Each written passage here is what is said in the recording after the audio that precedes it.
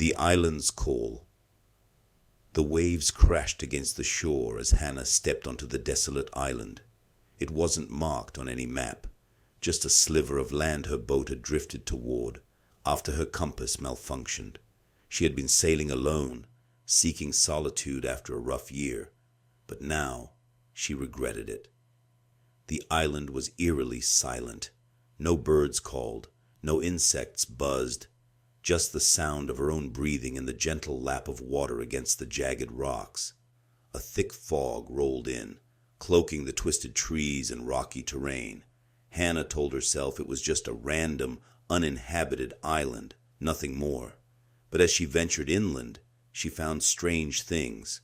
The first was a worn, wooden shack, leaning precariously under the weight of time. Its door swung open as if beckoning her inside. Against her better judgment, she entered. Inside, she found a single chair, a rusted lantern, and carvings scratched into the walls. They were crude but unmistakable, figures of people standing in a circle around a large fire. Above them were symbols she didn't recognize, spiraling and chaotic. Then she saw the words. Scratched in jagged letters they read, "Leave before the island takes you." A chill ran down her spine, but she brushed it off. Someone with an overactive imagination, she thought. Maybe even a hoax. She left the shack and wandered deeper into the island, hoping to find higher ground, to signal for help. But as she climbed the rocky slope, she began to feel watched. It started with faint whispers, carried on the wind.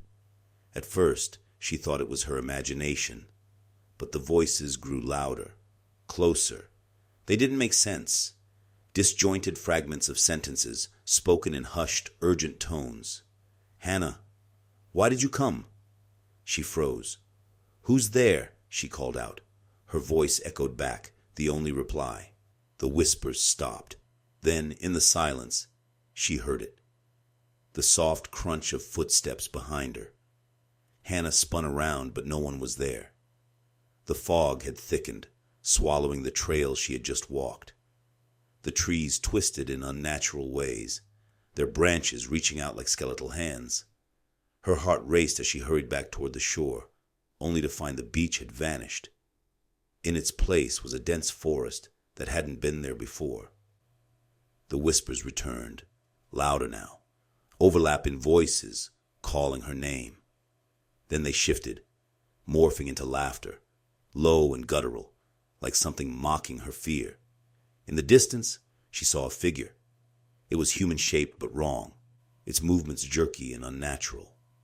It stepped closer, and she saw its face, or lack of one.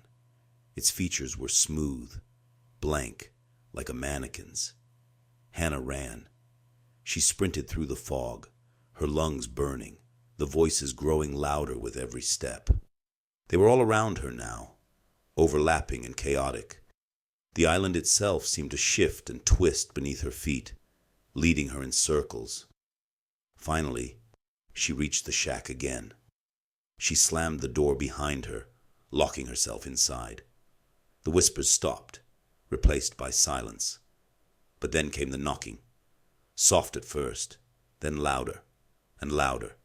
From outside, a voice spoke. It was her own. "Hanna, let me in." She pressed herself against the far wall, trembling. The knocking grew frantic, shaking the entire shack. When it stopped, she dared to peek out the window. The island was still and silent once more. But as she turned back, she froze. Standing in the corner of the shack was the faceless figure. It reached for her, and everything went black. Days later, a rescue crew found her boat anchored near the island. But Hanna was never seen again. Those who ventured to the island after her swore they could hear her voice, whispering in the fog.